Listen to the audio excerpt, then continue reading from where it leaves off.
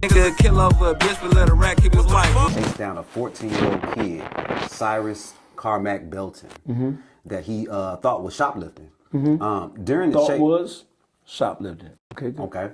During the chase, he shot the kid. Now, Cyrus did have a gun. He dropped it and tried to put it away, but Mr. Chow thought he was going to use it and shot and killed the 8th grader. Hey, y'all. R.I.P. Cyrus and Mr. Chow could go to hell. First class. Gasoline draws on. We got one of the hottest topics in the country. It's a hot topic, but for blacks, we'd rather for it not to never have happened the way it happened. We got Dawgface getting interviewed on the Mafia Channel, and he had a whole lot to say. When it come to Dawgface and things like this, he gonna call a spade a spade. It's not about taking sides, it's about calling what's right. Let's get into this. Mr. Chow. So look, the first question is, this is what I want to know. The first question is, this was a Shell gas station and it was in a crime-infested neighborhood. Why do you think people move here from other countries and invest in businesses in the hood? Because niggas are stupid and niggas are non-productive and niggas don't work together in unity and group operation and niggas don't provide the goods and services needed for their own caretake, well-being, survival, and success. That's why. We don't own anything. That's a stupid ass question, respectfully. Yeah, but the reason, listen, there's a place. Listen. I'm finna say this before Doggy continue. The reason they move here in crime-infested neighborhoods is because, one, where they come from wasn't the best anyway. So coming into our crime-infested neighborhoods is really no different from the low poverty they come from. Actually, they probably come from even worse. Let's get that clear. Because it's other countries and places, man, them niggas sleeping on dirt. Ain't no flow. The flow is dirt. So let's get that clear. Our currency is different. So if they could get over here and send money back home and our dollar is worth more, that's why they do that. Our dollar worth more. And they studied niggas. They know what we need. When they come over here and they looking for a place to set up shop and do business, in our hoods, there's so many places that's unoccupied as far as businesses and places. Ain't no niggas running nothing. You could go to one of these towns, let's say Alabama, for instance.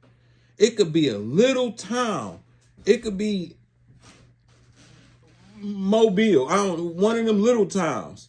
You're going to have more people from different countries working in this little town because all the abandoned spots, ain't no nigga take no money and get it together or try to provide what people need. But then when niggas do it, y'all finna come rob anyway. So it's us. You could go have something and put it in a crime-infested neighborhood where you come from. You ain't gonna have it long because niggas don't want to see you come up. But people from other countries could come and do that and survive and take one of ours and still survive and send money home. But let's continue. There's a playbook, not just with Asians. There's a playbook, right? There's a mentality being inspired and fed to all immigrants to this country. Whether they be Jew, whether they be Irish, whether they be, because inside the black communities, everybody has had, all different nationalities have had the opportunity to get rich off of our backs, right? When you think back to after World War I, when the Chinese and Japanese were let out of the internment camps, right? When they built businesses, they built their own towns. They built their own Chinatowns. There are Chinatowns all over the country. It is. Right? Not just in New York or San Francisco. There are sections, there are communities that China, they're Asian communities all over this country, right? Right? So they build, they fortify their own community, and then they go to the people who are less likely to know how to provide or to goods and services for their own maintenance, welfare, and upkeep. That's niggas, right? So as black people, we can't get mad because foreigners see us as a check, because we are a check. Why do you say that? We're a check because we earn money, right? When you look at the revenue that black people generate yearly, over $1 trillion, right?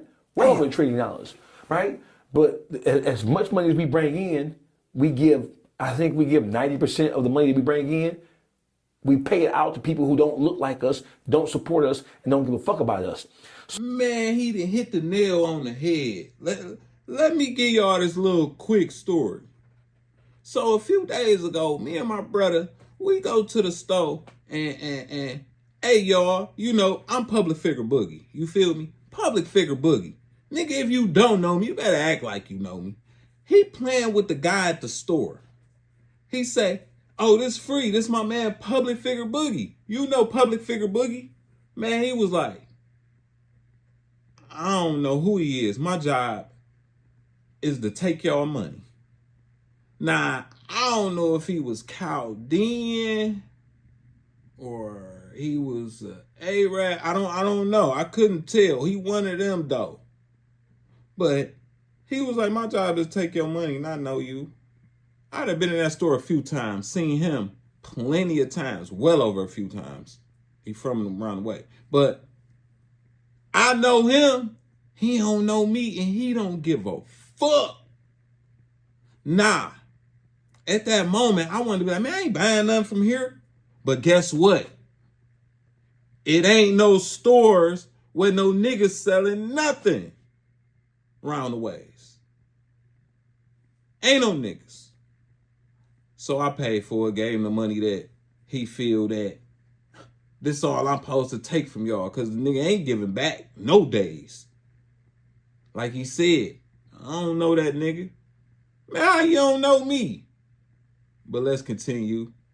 So I'm not blaming immigrants, whether you're Indian, Mexican, Asian, whatever, white. I'm not Arab, Chaldean, right? If you see a fool, right, it's not your responsibility and obligation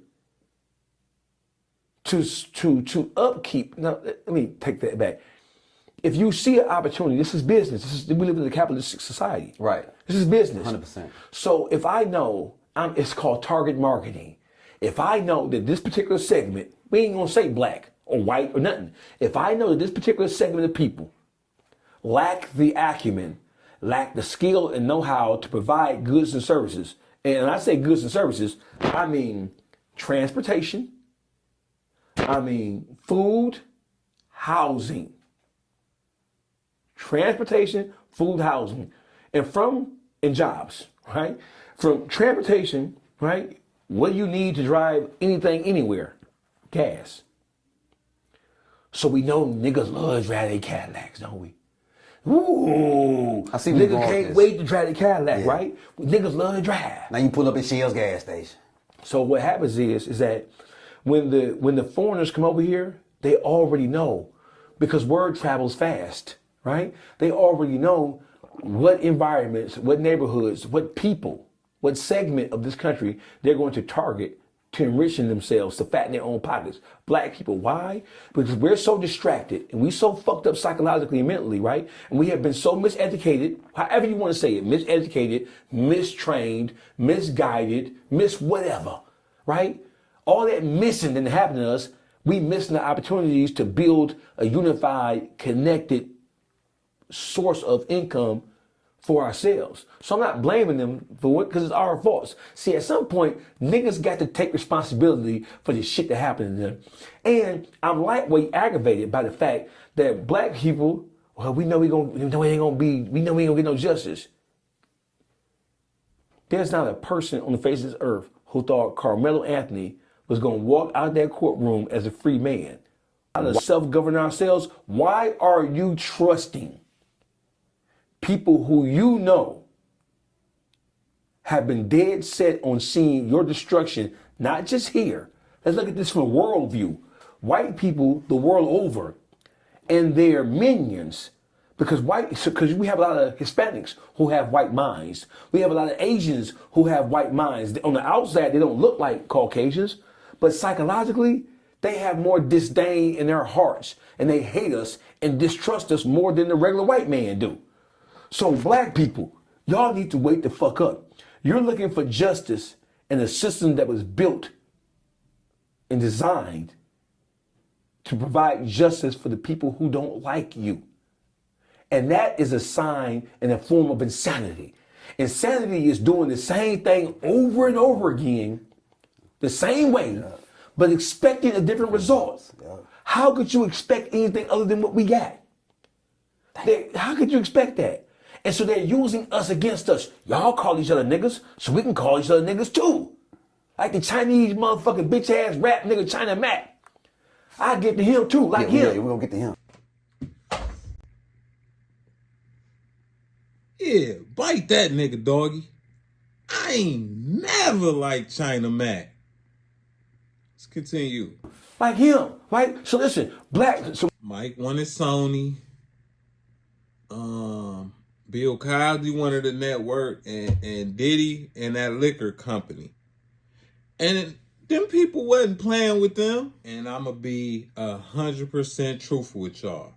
I never thought Carmelo Anthony was walking out the courthouse a free man, a free boy, with all the considerations of, well, one, really, the way I feel about Texas, like, oh, hell no, a nigga and a white boy, it don't matter if the nigga was right. It's over. I felt like that from day one. But as you can see, and I'm telling you right now, I'm gonna give y'all a fun fact. Any nigga that's a billionaire, they picked him to be a billionaire. So if you pick for something, they could take it away. Remember that. Y'all hit the like button, hit the subscribe button, hype this video up. Do me that solid. I'm just trying to beat the odds and you can help me. I'll be back.